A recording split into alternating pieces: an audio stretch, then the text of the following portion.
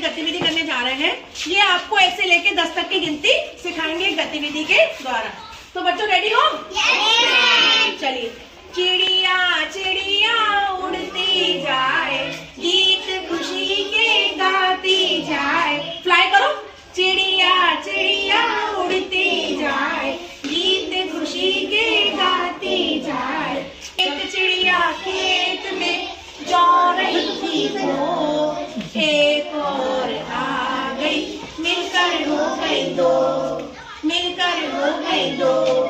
दो चिड़िया खेत में बजा रही थी बीन, दो चिड़िया खेत में बजा रही थी बीन, एक और आ गई, मिलकर हो गई तीन, मिलकर हो गई तीन।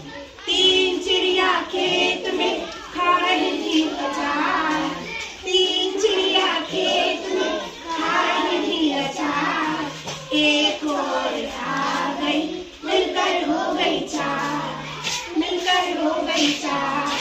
चार चिड़िया खेत में खूब रही थी नाच, नाच के दिखाओ। चार चिड़िया खेत में खूब रही थी नाच, एक और आ गई, मिलकर हो गई पाँच, मिलकर हो गई पाँच।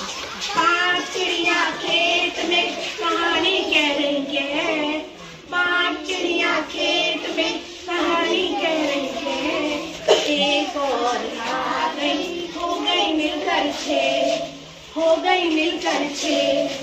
छः चिड़िया खेत में कर रही थी बात, छः चिड़िया खेत में कर रही थी बात, एक और आ गई, मिलकर हो गई सात, मिलकर हो गई सात।